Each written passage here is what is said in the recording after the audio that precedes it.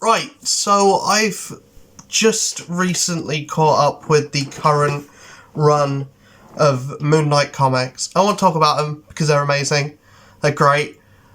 Like, Moon Knight is one of the best things coming out at Marvel at the moment. And I kind of, like, the current run is showing exactly why and exactly what was wrong with the TV show. Like, I get some people love that show, some people are like, yeah, it's the best Disney Plus thing that's come out. Fine. Sure. Like, okay, you can... If you like that show, more power to you. You're allowed to like it. I didn't. So, and it's my channel. My opinion overrules everyone else's. But the reason why I didn't like that show is because it didn't really feel like... It didn't really do any of the things that that makes Moon Knight cool. Moon Knight is cool because he is a street level character that is based in a mythology, but all of that stuff is... But it still is very street level. And the show just felt like we're not really going to have a supporting cast in a big way. We're going to have Layla, but that's about it. And,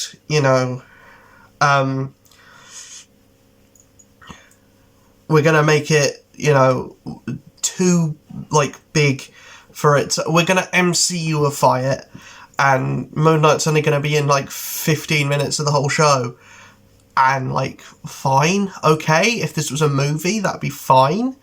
But it's not a movie, it's a TV show. Moon Knight has to be in more of it than just that. So what's going on in current Moon Knight comics is we just wrapped up an arc to do with vampires and these two super-powered,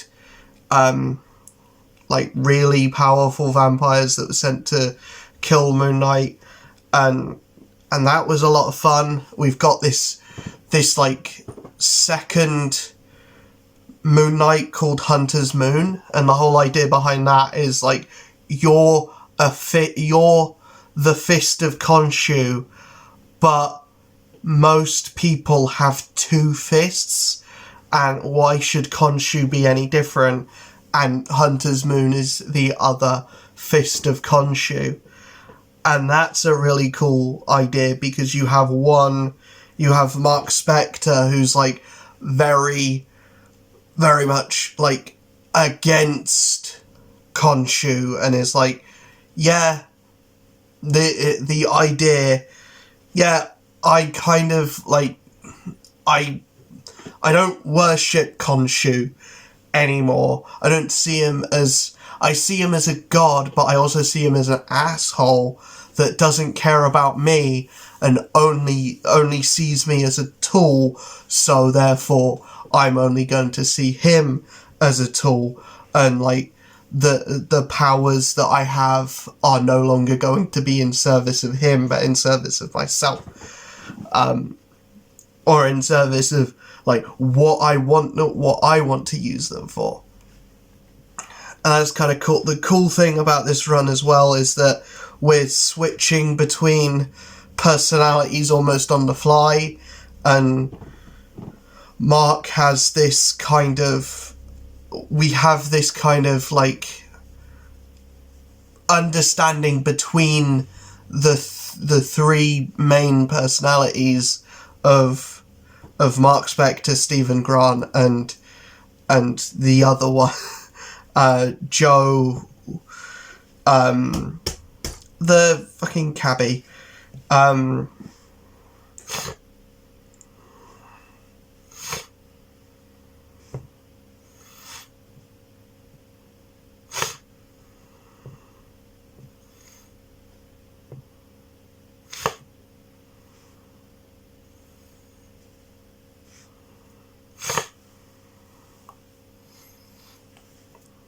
I can't remember the third one's name for the life of me, but it's Joe something. But yeah, we have this kind of like understanding between the three, and Mark can kind of flip between the three personalities almost on the fly, and with that having the different suits on the fly as well. When it's Stephen Grant, it's Mr. Knight.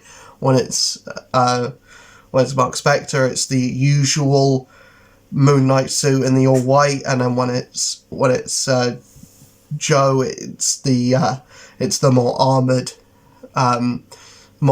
look, when it's like the white chest plate but the grey like undersuit.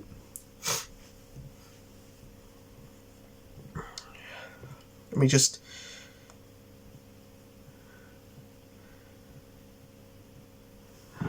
have a look. No, Jake Lockley, not Joe. It's Jake Lockley, for fuck's sake. Yeah, when we're able to like switch on the fly between the three, Mark Spector, Jake Lockley, and Stephen Grant, and that's a really cool idea.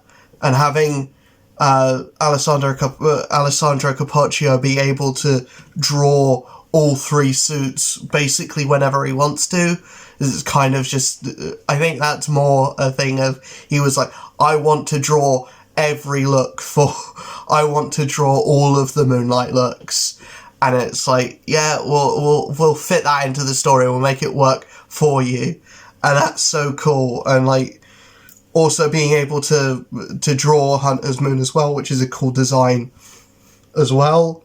Like, whenever there is an action sequence, it looks beautiful as well. And not only that, but it's done the thing, and Alessandro Cappuccio has done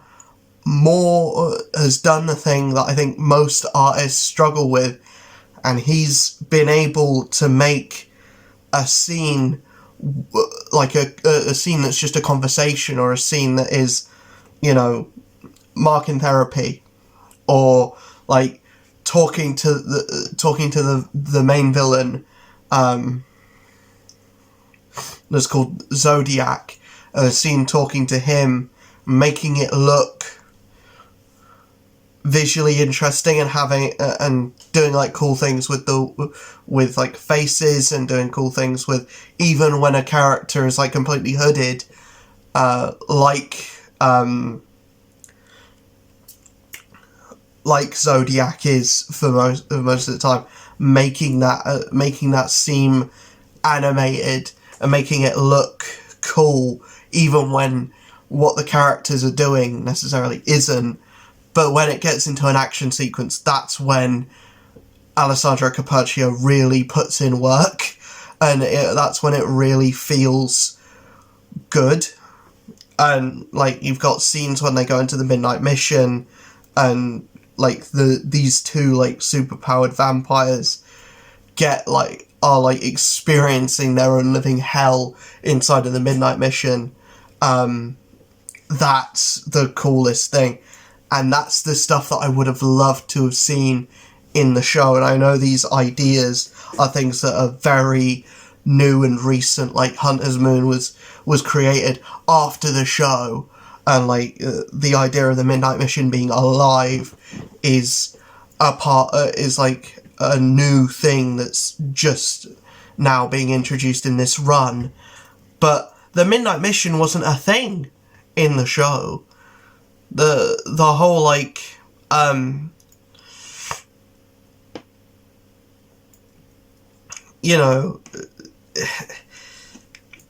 just felt like the makers of the show didn't know who Moon Knight was, and they were like, we're going to make a superhero show that's going to feel like Indiana Jones, and we'll just look at this image of Moon Knight that's cool, and people have been saying they want a Moon Knight thing. Are we going to do any research? We're going to find out the names of the personalities, and we're going to have him be Jewish, because and how are we going to show that he's Jewish? Oh, he's gonna wear a thing for like one scene, and it's like no, just show cool stuff in the show, and they didn't. And that's the thing. It's like have him fight vampires or have him fight werewolf by night. And like you did a cool thing with werewolf by night, but maybe your Moon Knight show should have come out after that, so you could have the werewolf by night that was in that show up in the Moon Knight TV show, or the werewolf by night that was in that special show up in the Moon Knight show, and they fight for like an episode. And that would be honestly cooler than what we got. But yeah, I really like the current Moon Knight book. It's so good, and I feel like the art is almost better than the story. Like, also Tigra's in the book. She doesn't really do much. She is just a secondary character, but she's like a consistent secondary character. Like, she is just a part of the team that Moon Knight has put together, kind of thing. And then there's a new character that is like a vampire that's helping out Moon Knight, or a vampire that Moon Knight saved, and she's just a part of the mission now. And then we've got like an ex-Hydra agent who died but then got given a part of this other character's heart, so he's now part vampire as well. And also Hunter's Moon is a part of the mission as well. And it's cool. And then we have this idea, because Hunter's Moon eventually dies and then comes back. We're introducing this new idea that every time Moon Knight dies and comes back, he loses a bit of his own sanity. And that's kind of obvious to see through how insane Moon Knight is at this point. But it's like every time Moon Knight dies, he's going to be brought back, but he's going to be brought back with some of his sanity gone. And that's kind of a cool way to add stakes to a Moon Knight story, because usually it's just like, yeah, he dies, but every time he dies, he's going to come back, because Khonshu's just going to bring him back. But also it's shown that, yeah, while Khonshu is being imprisoned, because Khonshu is in prison now because of something that happened in the Avengers book, which I'm not reading, but from what I understand, a lot of this book is like a sequel or coming out of what happened in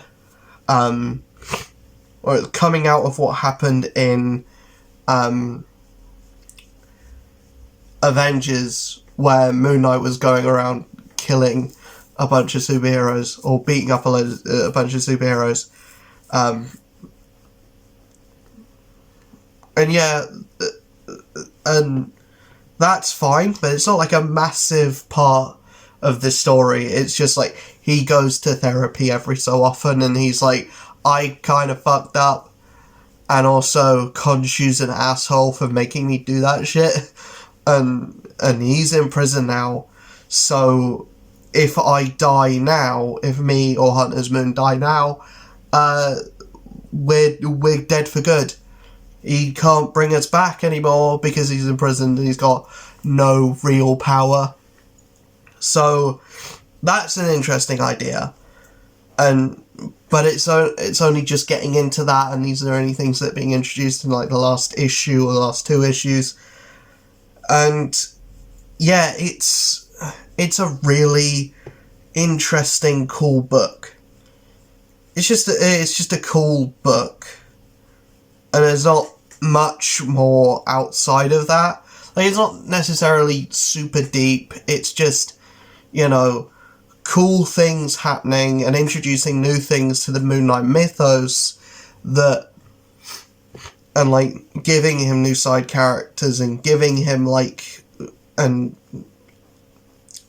teaming him up with, you know, characters in the Marvel Universe that it makes sense for him to team up with, like Tigra.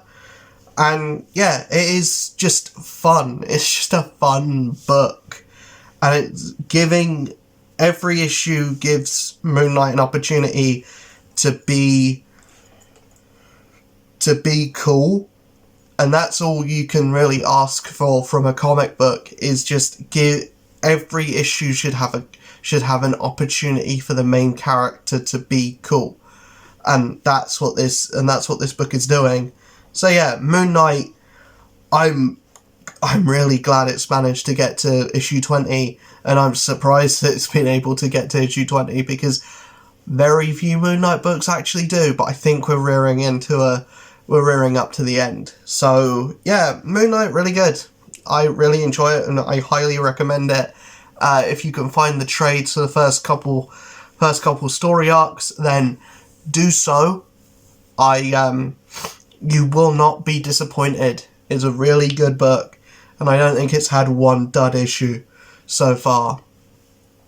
So yeah, I will see you guys in the next video. I don't know what I'm going to be talking about yet, but it's going to be something. Yeah, I'll see you guys then. Peace.